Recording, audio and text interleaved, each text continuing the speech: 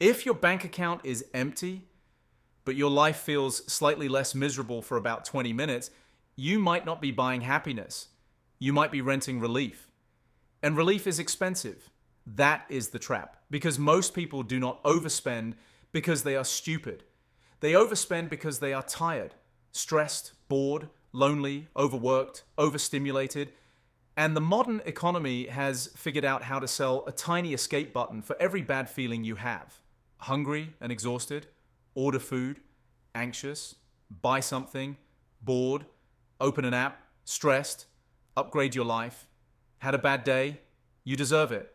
And for a moment, it works. That's the dangerous part.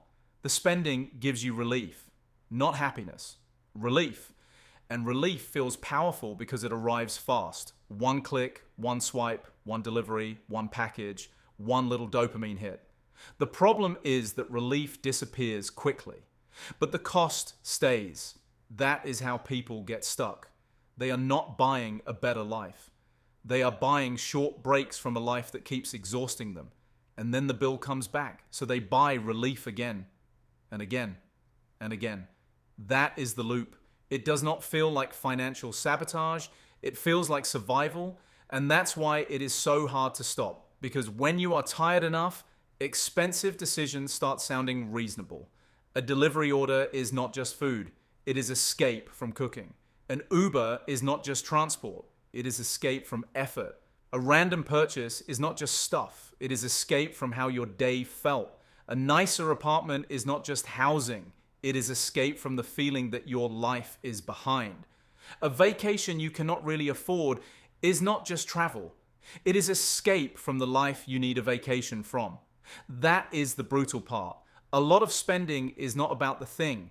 It is about the feeling you are trying to remove. And businesses know this. They are not just selling products. They are selling emotional exits, convenience, comfort, status, distraction, control. A small feeling that says, you're okay now, even if you are not. This is not new. People have always spent money to feel better. But modern life made it frictionless. In the past, you had to physically go somewhere. Now the relief machine lives in your pocket. Your phone is basically a casino for your attention and your wallet. Food apps, shopping apps, subscription apps, buy now, pay later, save cards, one-click purchases, personalized ads. Everything is built to remove the pause. And the pause is where smart decisions live. When the pause disappears, your emotions start spending before your brain arrives. That is why relief spending is so dangerous. It happens when you are least prepared to think clearly. At night, after work, after stress, after comparison, after feeling like you are falling behind. That's when the money leaves. Not because you planned badly, because you felt badly. And the market gave you a button to press. Let's make this painfully simple. Imagine someone spends an extra $25 on delivery 3 times a week. That does not sound insane. That sounds normal. That is $75 a week, about $300 a month, around $3,900 a year, not on food, on relief. Relief from cooking. Relief from thinking. Relief from being tired.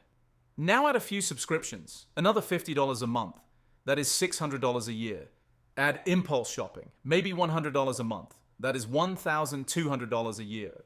Add occasional I deserve it weekends. Now suddenly, a lifestyle built around little relief moments can quietly cost $5,000 to $8,000 a year. And the person still does not feel rich. Why? Because relief does not build. It resets. That is the difference. Happiness can build. Peace can build. Security can build. But relief usually resets you back to neutral. You were stressed. You spent. You felt better. Then tomorrow happened. Same stress. Less money. That is a bad trade if it becomes your whole system. This is why some people make decent money and still feel stuck. Their money is constantly being used to lower emotional temperature, not to build strength. They are not investing in freedom. They are paying for recovery. Recovery from the job. Recovery from stress. Recovery from boredom. Recovery from a life that feels too heavy. And the worst part is, The more stressful your life becomes, the more expensive relief becomes. Because stress makes discipline weaker. And when discipline gets weak, convenience gets powerful. That is why people say, I know I should save. I know I should cook. I know I should stop buying random stuff. I know I should be smarter, but knowing is not the problem. Emotional exhaustion is the problem. You do not beat that with shame. You beat it by understanding what the spending is really doing. Because if you think the problem is food delivery, you will only fight the delivery app. But if the real problem is that your life leaves you too exhausted to function, then the delivery app is just the symptom. That is where most advice gets lazy. It says, just stop spending. Okay, but if the spending is acting like pain relief, then just removing it can feel like removing the thing that helps you survive the week. That is why people fail. They cut the spending, but they do not replace the relief. So the stress builds, then they snap, then they spend even more. And now they feel guilty, so they need more relief. That loop is expensive. Relief, guilt, relief, guilt, relief, guilt. That is not money management. That is emotional firefighting. Now, to be fair, not all relief spending is bad. Sometimes paying for convenience is smart. If delivery saves you during a brutal week, fine. If a cleaner gives you back time, fine. If a subscription genuinely improves your life, fine. This is not a monk channel. The problem is not buying relief sometimes. The problem is needing paid relief constantly. Because if your life only works when you keep paying to soften every edge, your life has become financially fragile. That is the key. A strong life can handle some discomfort. A fragile life needs constant cushioning, and constant cushioning costs money.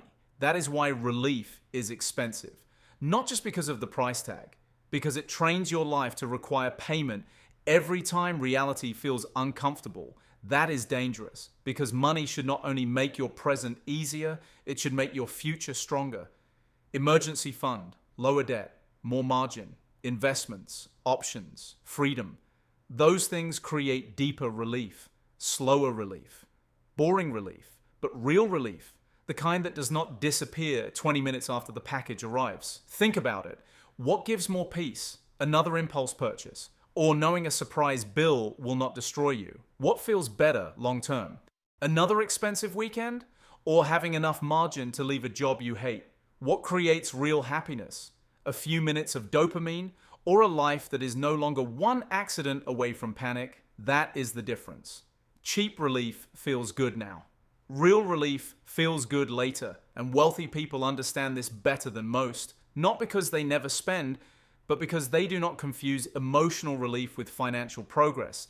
They ask, is this making my life stronger, or is this just making today feel less annoying?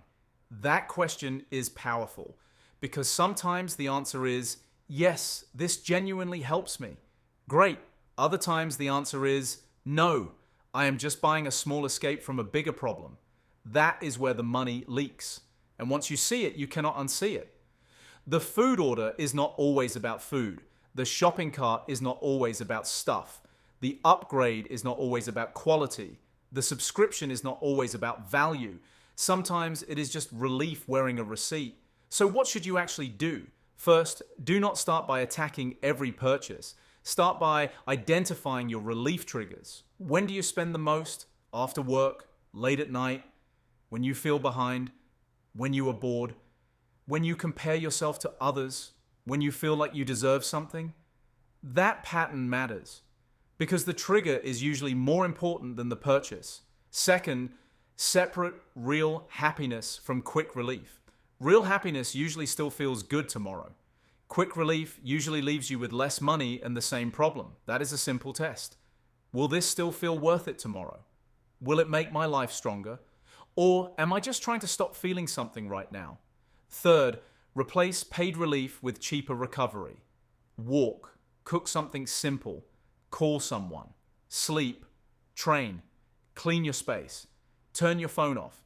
Do something that actually lowers the pressure instead of just covering it with spending. Not because those things are magical, because they give you relief without sending a bill to future you. Fourth, build the deepest relief there is. financial breathing room, because nothing calms your nervous system like knowing you are not trapped. A cash buffer is relief. Lower debt is relief. Fewer fixed costs are relief. A growing investment account is relief. Having options is relief. That is the version people actually want. They just keep buying the cheaper, fake version first. So here's the final thought. You are not always buying happiness. A lot of the time, you are buying relief. And relief is not bad. But if you keep buying short-term relief with money that should be building long-term peace, you will stay tired, stressed, and broke in a nicer looking way. So the next time you want to spend, ask yourself, do I actually want this? Or do I just want to feel better for a minute? Because that answer might explain where your money is going, and it might save your future. Subscribe for more simple, animated finance videos.